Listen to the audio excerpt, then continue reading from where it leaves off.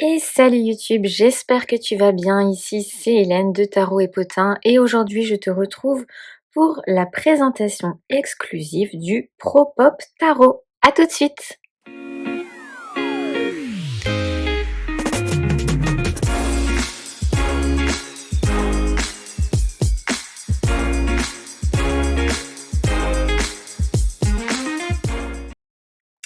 Alors le Propop, ça y est, il est arrivé chez moi. D'ailleurs, je me dépêche en fait de publier cette vidéo pour soutenir la vente d'Audrey, d'Oracle Inzel, qui est actuellement en train de faire des précommandes. D'habitude, je passe toujours par elle, mais là, en fait, j'avoue que j'étais prise d'incertitude. Je savais pas trop si elle allait l'avoir et donc en fait, voilà, j'ai passé commande. Mais n'hésite pas à te rendre sur le site d'Audrey, alias Oracle Inzel, si jamais tu souhaites commander cette jolie pépite. Alors j'ai hésité. Pourquoi parce que il y a beaucoup d'écriture sur les cartes. Je vais t'en parler un petit peu après. Donc comme d'habitude, on a une boîte comme ça à rabat qui s'ouvre sur le côté. Ça c'est typique de Destiny. Comme d'habitude aussi, on a un tarot qui est numéroté. Ah, trop bien, j'ai le 21, enfin j'ai le 210 et en fait moi tu sais je ramène toujours à une carte de tarot, un arcane majeur.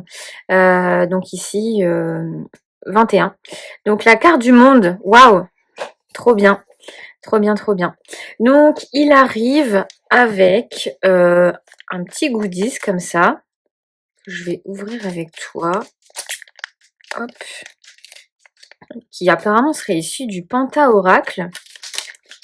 Donc moi je l'ai, le Penta-Oracle. C'est celui-là. Mais j'ai pas la dernière version. En fait, j'ai pas la version 3D. Donc je ne sais pas trop ces cartes-là. Est-ce que c'est issu du même jeu? On dirait un petit peu, tu sais, des extensions. Ah, c'est les signes astrologiques chinois. Alors pas tous. Et signes astro tropical. Donc il y a le serpent, le singe et le tigre. Et là, on a Wednesday night, mercredi soir, Raoult. Ok, il est le signe du scorpion. Bon, dommage, ça correspond à aucun des signes chez moi, ni au sein de ma famille. Faudrait que je regarde mon fils, je sais pas trop mon fils de quel signe astro chinois il a. Mais c'est toujours sympa, des petits goodies comme ça. Ouais, très joli. Et je sais pas du coup, est-ce que ça va être des cartes additionnelles qui vont être proposées à la vente? Je sais pas trop. À surveiller, mais j'aime bien, elles sont belles, j'aime trop la qualité. C'est pas du tout la même qualité que le Penta-Oracle que j'ai. Donc voilà, je sais pas si ça va être une nouvelle version ou pas. C'est peut-être une petite exclusivité. Alors, le Propop, donc il a des tranches noires, c'est très rare chez Destiny. Des tranches noires métallisées un petit peu, voilà. Après, normalement, les tranches chez Destiny, elles tiennent bien, hein, donc pas de raison. Est-ce que... Voilà, ça sera peut-être mieux si je fais comme ça. Donc, l'auteur, c'est le même que d'habitude, hein, Maté Oro Number. Je sais pas trop si ça se prononce comme ça. Artwork, Homsin, voilà, et artiste, Peach Za et Homsin. Bon, je sais pas si je prononce correctement, hein.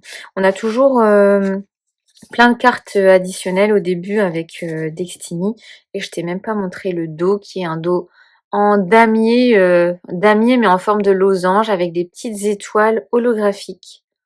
Voilà. Il est super joli. Enfin moi j'adore les couleurs. En tout cas sur les photos j'adore les couleurs. Mais ce qui me freinait un petit peu, c'était voilà, ces grosses écritures ici. Donc ça c'est une carte de la boîte. Qui est représentée par la grande prêtresse. Ici, on a annonce William Ryder et fils. Rider Company, usine. Ouais, c'est comme si c'était l'usine du tarot ici, à Londres. Donc ici, on a Arthur Waite, Arthur Edward Waite, co-créateur du tarot Rider-Waite-Smith. Et on a en fait quelques mots-clés, donc comme on va avoir sur toutes les cartes de ce jeu. Donc là, on a Angleterre, génie, magicien, innovateur, poète anglais, occultisme, enfin école de l'occultisme, école mystique de l'occultisme, tu vois, des choses comme ça. Ensuite, on a Pamela Coleman Smith, qui est la dessinatrice du tarot Rider-Waite-Smith.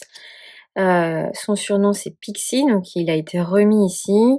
Donc, femme des mystères, artiste, écrivaine, imagination, design, illustratrice. Donc ça, c'est des cartes additionnelles qu'on peut laisser dans le jeu ou pas, hein. Et après, on démarre le jeu. Et donc, en fait, comme je te disais, moi, j'adore son énergie, ses couleurs, mais j'avais un petit peu peur, en fait, d'être polluée par les mots qui prennent parfois, alors ça dépend des cartes, mais sur certaines cartes, c'est limite les mots qui sont plus mis en évidence que l'illustration en elle-même. Et j'avais peur que ce soit un petit peu bloquant pour moi. Donc, écoute, on va voir, hein. Là, par exemple, tu vois, le fou, comme les écritures sont noires, je trouve que on voit assez fort les écritures. Mais bon, on va voir. On va voir si ça me dérange ou pas dans mes tirages. Donc là, on a le fou. J'aime bien. On a un étudiant qui se rend à l'école un peu. Et puis, ce qui est bien, par contre, ça, c'est un tarot que je vais conseiller aux débutants. Pourquoi? Parce qu'il y a beaucoup de mots-clés. Donc, si jamais tu es bloqué sur la signification des cartes, tu peux être aidé ici par des mots-clés. Donc, le fou, par exemple, c'est le fun, c'est le risque, les opportunités. Euh, new quoi? New teen? New teen? J'arrive pas trop à lire. Début, innocence, freedom, donc liberté. Donc, c'est chouette, hein, quand tu veux apprendre le tarot, c'est sûr que ça aide pas mal. Donc ici, on a le magicien. Et à chaque fois, c'est des couleurs différentes sur l'intitulé des cartes. Et les mots-clés, ils sont pas toujours en noir, hein. Je crois qu'ils sont soit en noir, soit en blanc. Et en fait, donc j'avais un petit peu peur qu'il fasse doublon avec mon old school tarot, qui est comme ceci. Tu vois, au niveau du visuel des personnages. Mais en fait, j'ai vraiment flashé sur certaines cartes, dont la carte de cette grande prêtresse que je trouve magnifique. Et puis voilà, je vais essayer de me taire et d'avancer un petit peu. Oh, cette impératrice, tu vois, elle est magnifique. Tu vois, là, par exemple, c'est beaucoup plus harmonieux, je trouve, que la carte du fou, où les écritures prennent beaucoup de place. Ici, on a quand même le dessin qui est mis au centre de la carte, qui est mis en évidence, et je trouve ça super joli. L'empereur, ouah, qui fait très british, hein. Ouais, il me fait penser au roi de Pocahontas. Je sais pas pourquoi j'ai un flash comme ça, avec la petite peluche bélier. Oh là là, j'adore. J'avais fait exprès de pas regarder toutes les cartes. Waouh! Le hiérophante, il est très jeune ici. Et donc, je pensais que c'était un tarot un peu 60s, mais peut-être pas, finalement. Trop belle aussi cette carte des amoureux. Le chariot. La force, waouh! Ouais, il est quand même vachement beau, hein. Oh là là. L'ermite. Waouh! La roue de fortune. Je pense que c'est... Est-ce que c'est pas... l'année dernière, est-ce que c'était pas l'année du serpent? Parce que je pense que ce jeu, il a été créé en 2025. Et je me demande si ce serpent ici, il fait pas référence à l'année du serpent. Je sais que cette année, c'est le cheval, mais c'est peut-être pour ça qu'il y a un serpent. La justice. Elle fait très, héros fantasy, cette Justice. Le pendu, tu vois, en fait, je pense qu'on a vraiment des personnages d'époques et d'univers différents, finalement. Oh, et voilà, ça, c'est une de mes cartes coup de cœur. Elle est magnifique, cette mort. Oh, elle est trop, trop belle avec cette, rose, fanée. La couronne, c'est très rare de voir une couronne sur la carte de la mort. Ces petits fantômes, oh, c'est vraiment, chouette. La tempérance qui est un ange ici. Le diable, la tour. Joli, hein, avec ces flammes ici, là, ce tonnerre. Très, très, très joli. Certains mots qui sont quand même un peu plus compliqués, à lire, hein. Bon, on arrive à lire, hein, disaster, tragédie, sudden, chaos, mais est-ce qu'on va pas se concentrer un peu plus sur les mots que sur les illustrations? À voir. Celle-ci, j'aime un peu moins, la carte de l'étoile. Elle est pas, elle ressemble pas trop aux autres personnages. Oh, j'aime bien cette carte de la lune. On dirait, Sébastien de Le Petit Crabe de La Petite Sirène. Waouh! Il y a du peps, hein. Il y a du peps dans ces cartes.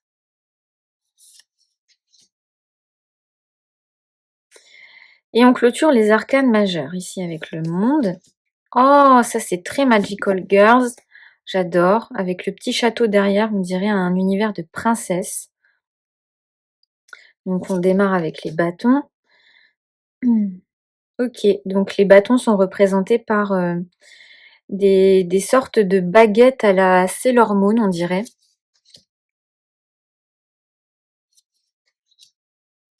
Oh, c'est trop original ça! Le cadre de bâton, d'avoir les figurines, tu sais, qui sont en haut d'un gâteau de mariage.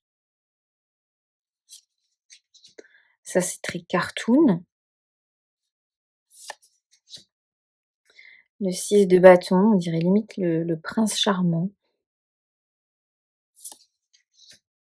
Le 7. Le 8, fidèle au 8 de bâton, c'est-à-dire sans personnage. Par contre, au lieu d'avoir des bâtons qui fusent comme ça, ils viennent de là-haut. Le 9.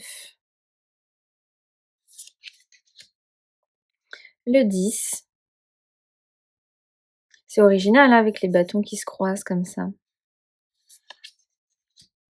Alors, les personnages de course, ça fait partie de mes cartes préférées, hein, les personnages de course. S'ils sont pas à la hauteur, ça peut être rédhibitoire chez moi. Donc là, on a le valet de bâton, l'aventurier, OK, avec ses petites lunettes là, d'exploration. Waouh! Le cavalier de bâton. Après c'est tu vois, elle est belle, mais c'est dommage qu'il soit si petit comparé, aux écritures. C'est dommage. La reine, OK, on a toujours le tournesol, le petit chat noir, OK. On a limite une sorte de lion ici, dans le dessin, qu'on n'a pas forcément, non, on n'a pas forcément sur les autres. OK.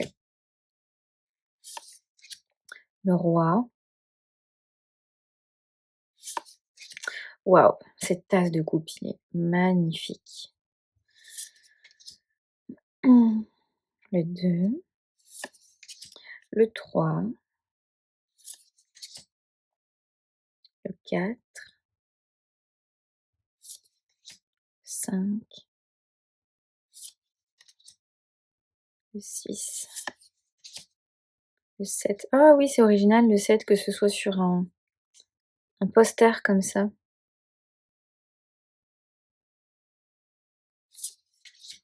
Le 8, ça change aussi ça.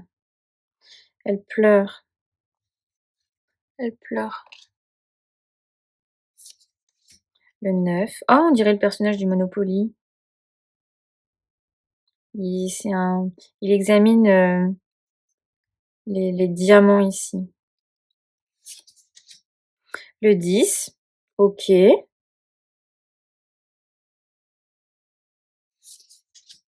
Oh, il est trop beau lui, le valet de coupe. C'est mon valet préféré. Le valet de coupe, il est trop mignon. Il est à la plage là. Ah oui, ça c'est bien, le cavalier de coupe. Ah oui, oui, oui, j'aime beaucoup. La reine de coupe, ah oui, elle est âgée, on dirait la reine d'Angleterre. Oh, paix à son âme, on dirait la reine d'Angleterre. Magnifique. Et le roi de coupe, avec les bateaux. Ah, j'adore les personnages de cour des coupes. Autant la suite, je préfère celle des bâtons, mis à part l'As que j'aime beaucoup et le 8 là qui est original. Mais les personnages de cour, pour l'instant, je préfère les coupes. L'As d'épée, très joli. Les As sont très jolis, hein, j'aime bien. Le 2, ouais. Ouais, ouais. Le 3, ouais. Le 4, oh, j'aime ça. J'aime beaucoup ça. On sait pas trop si c'est un monument qui rend hommage ou si c'est, tu sais, les artistes qui dans la rue posent sans bouger pendant des heures. On sait pas trop du coup. C'est très original. Le 5, ok. Ouais, ça aussi c'est chouette. Ça change. Elle fait très Halloween. Waouh, le 6. Ils sont inquiets, hein. Les jeux de couleurs sont quand même chouettes, hein. Tu vois là, le gris, on sait pas trop où on va et tout. Il y a de l'anxiété, il y a du brouillard, ouais. J'aime bien ce qui est fait sur les couleurs. Le 7 d'épée, elle est masquée, hein. Le 8, le 9. J'aime bien, il y a tous les signes astrologiques sur sa couette. Le 10, ouais, elle est violente, hein. Il y a du sang. Tu vois, les rappels qui sont faits, c'est très chouette. Waouh, il est joli ce valet d'épée. Il est très joli.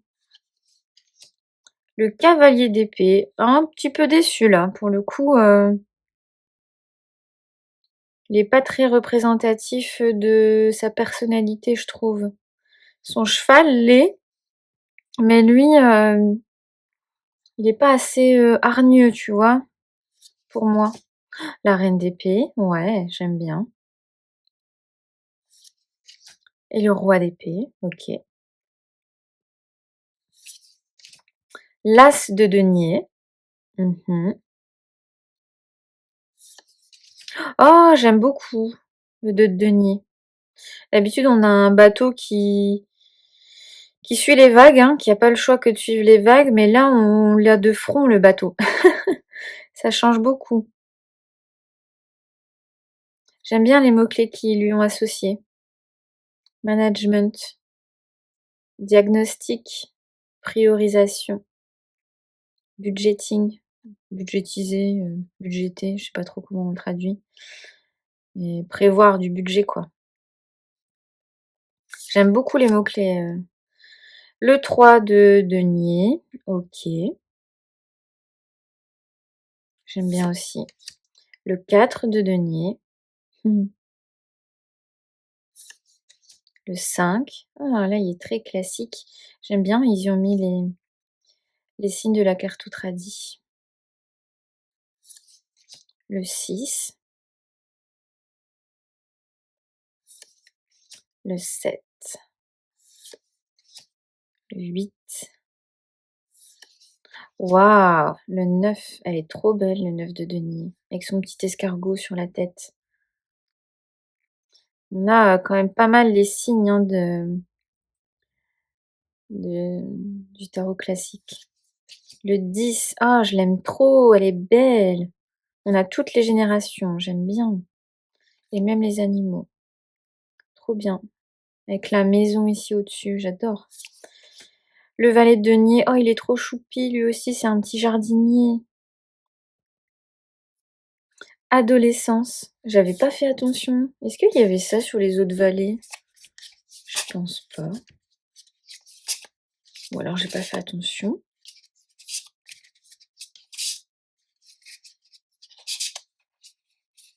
Non, non, il n'y avait pas.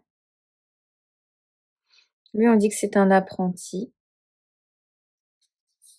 Ok, l'adolescence. Le cavalier de denier. Ouais, les cavaliers, je suis un peu déçue quand même. Ils sont pas hyper expressifs, je trouve. La reine de denier, ah, j'aime beaucoup.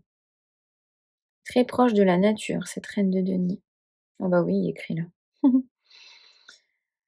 Terre à terre. Le roi de denier. C'est très snob, hein, le roi de denier, là. Et voilà. Et voilà, les amis. J'espère que cette présentation t'a plu. Voilà.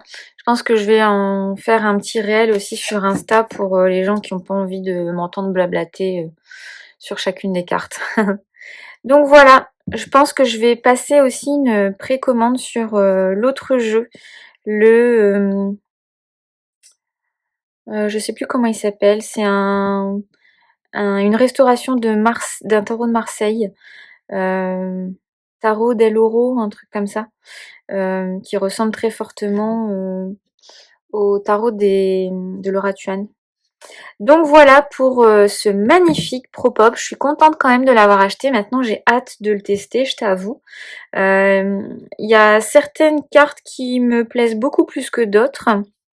Un peu déçue par les cavaliers. Les valets, je les aime beaucoup. Les as aussi.